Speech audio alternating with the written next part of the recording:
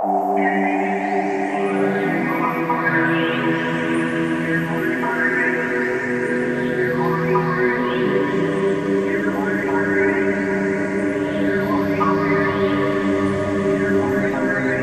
una conexión amical con estos seres. Ahora con la naturaleza y también con los guardianes de los nodos de la tierra, que como ya expliqué, en el misticismo andino se le llama huacas a los lugares sagrados. Uno de los errores que se comete a veces en la arqueología, al menos desde la perspectiva de los pacos, es que se le llama huaca a la construcción. Y en realidad huaca es el lugar.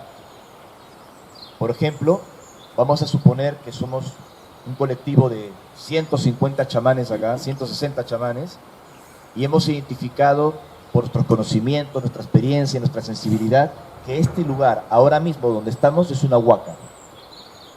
Lo hemos podido confirmar con experiencias, con nuestra sensibilidad psíquica, con manifestaciones poderosas de la naturaleza. Sabemos que esta es una huaca. Entonces, para que no se olvide este lugar, para que lo recuerden nuestros descendientes, construimos o una pirámide, como las de México, o ponemos un obelisco, una piedra erguida, como los menhires de Europa, que en el Perú le llamamos huancas, las huancas, que se colocan sobre los lugares sagrados, sobre las huacas, o cualquier templo, como Machu Picchu, que es un templo más que una ciudadela en realidad. Entonces le llamamos al obelisco, a la pirámide, o al templo, o a la muralla, huaca, y en realidad es una construcción para honrar a un lugar sagrado, que es la huaca, ¿me explico? Entonces, cuando uno ingresa a estos santuarios importantes del mundo antiguo, está ingresando a vórtices. Y según una leyenda, o muchas leyendas, mitos de los Andes, hay guardianes de esas huacas, de esos vórtices, que no tienen mayor relación con la ufología convencional, es decir, con los presuntos ocupantes de los ovnis o lo extraterrestre. Tiene que ver con conciencias de energía que pueden adquirir, no que tengan, pueden adquirir forma humana y se pueden manifestar.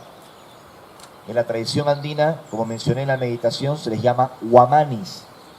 Otros les llaman ñaupa. Ñaupa significa ancestral, viejo. Aunque hay diferentes tipos de ñaupas. Están los ñaupa machu de la luz y los ñaupa machu que reinaban cuando el sol no había aparecido y solo vivían, según la mitología, con la luz de la luna, que es el reflejo del sol. Solo cuando el sol salió es que los ángeles solares de la tierra, los huamanis, se hicieron presentes. Esto es mitología andina. Pero más allá de los mitos y las leyendas, este tipo de seres o entidades han sido vistos, han sido percibidos en contactos en los Andes. Hay uno que describo en mi libro, Lugares de Contacto, quienes lo han leído, en la zona X, en el Cusco, cuando aparece esa entidad luminosa en la cueva. Yo estaba acompañado de un chamán en ese momento.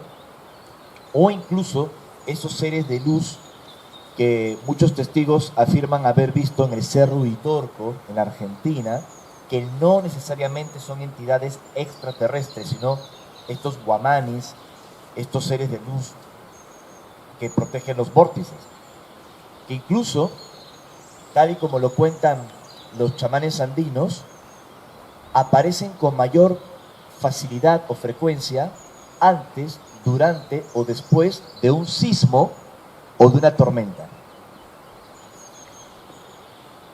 Hicimos una investigación con mi esposa Sol y otros amigos en Capilla del Monte y notamos que la mayor cantidad de reportes, de avistamientos incluso, y de supuestos contactos con seres de luz que aparecían en los terrones, o en Ongamira, o en el Uritorco, gente que decía haberlos visto, que se les había presentado a la distancia, figuras luminosas, espigadas, altas, y luego desaparecían en la nada, había ocurrido antes, durante o después de una gran tormenta, que por cierto generan antimateria, y en el Perú, para conectar con estas energías, los antiguos chamanes, voy a llamarlo así para que se entienda, y estoy hablando no la época incaica, sino épocas muy anteriores que pueden retroceder a miles de años, hacían unos hoyos, unas horadaciones en la roca, para que cuando se daba la tormenta y con la precipitación de agua importante, se llenaban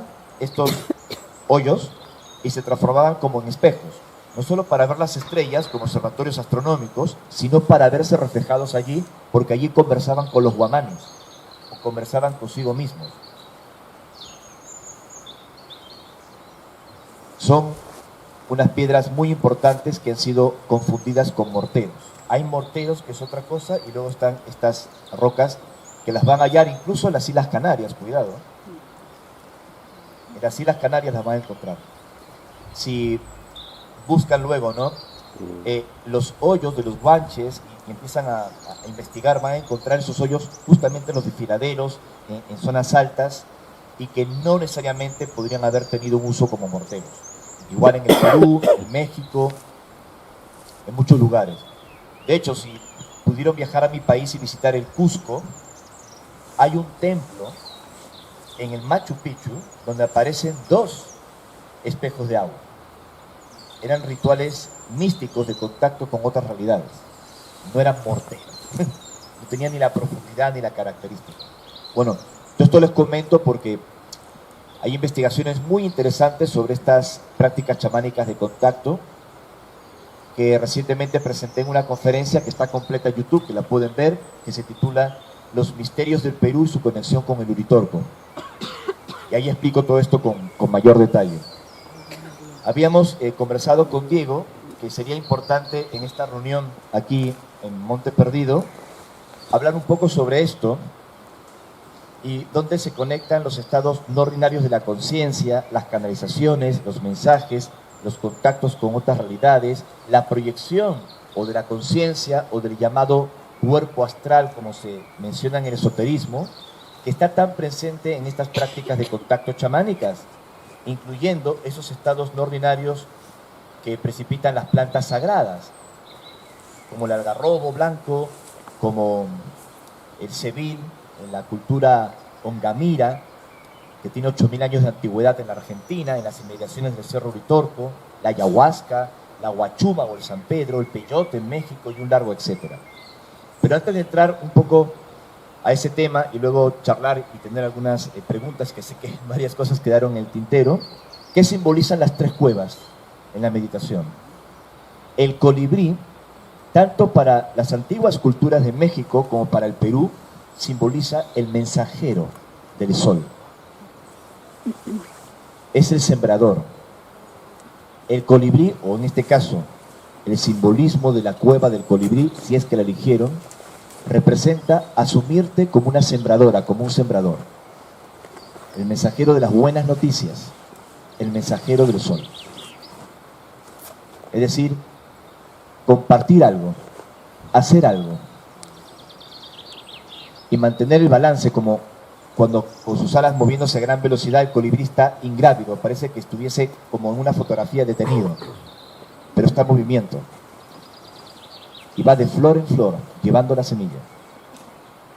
Es lo que simbolizaba para los ancestros el nahual del sol en México, el mensajero de Inti en el Perú. Ser una sembradora, un sembrador. Pero si hubiese elegido la cabeza del felino, es la energía del guerrero, de la guerrera.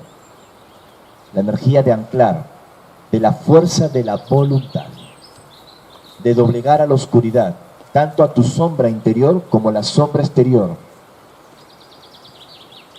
Y las plumas, tanto los indios norteamericanos como las culturas de Asia y obviamente en los Andes, las plumas, las ofrendas de plumas representan no perder la fe.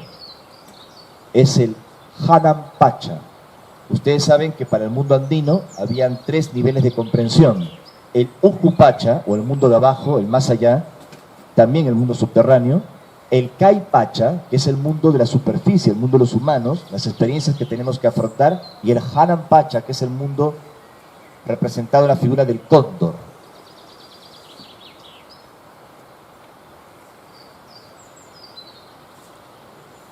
El cóndor era muy importante porque era el mensajero del cielo. más allá de que sea un ave carroñera, para los incas era muy importante, porque podía vivir tanto como un ser humano. No era un ave que vivía pocos años, podía vivir y ser anciana como un ser humano. Y convive con sus parejas hasta el final de sus días, pero puede volar, puede ver las cosas en perspectiva. Entonces el cóndor, el ave sagrada de Sudamérica, para ellos era considerado el mensajero del Hanan Pacha.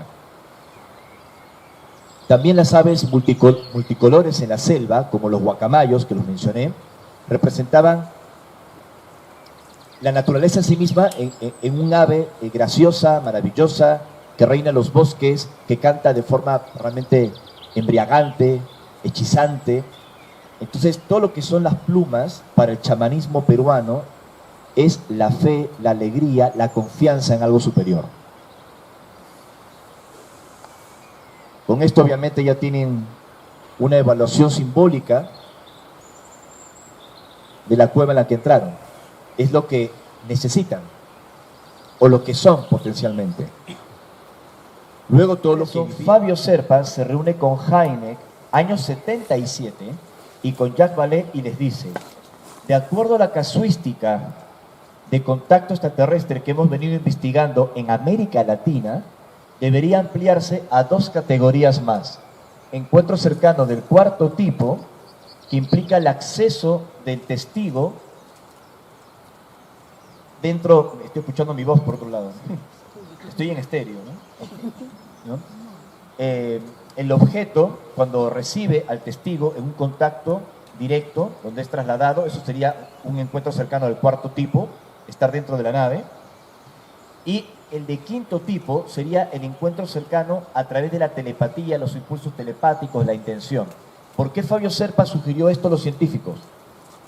Lo sugirió porque había investigado el caso de Castillo Rincón, que expliqué ayer, que habían seguido una metodología de contacto, de telepatía, de canalización, de espiritualidad, de percepción extrasensorial, y que esto en el campo se podría transformar en interacción con avistamientos, incluso en experiencias directas con estos seres. Porque fue así como se dio la experiencia de Castillo Rincón. Y esto lo propuso Serpa, y a partir de ese momento se llama a la categoría extendida de encuentros cercanos del cuarto y el quinto tipo, clasificación Serpa. Y en Estados Unidos desconocían esto.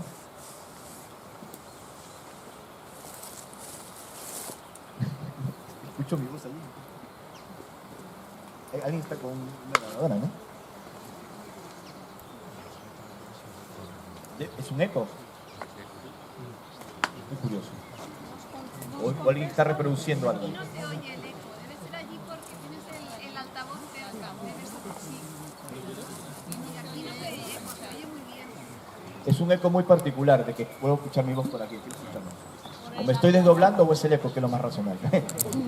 Bueno, bromas aparte. Sí que tengo el altavoz aquí, pero...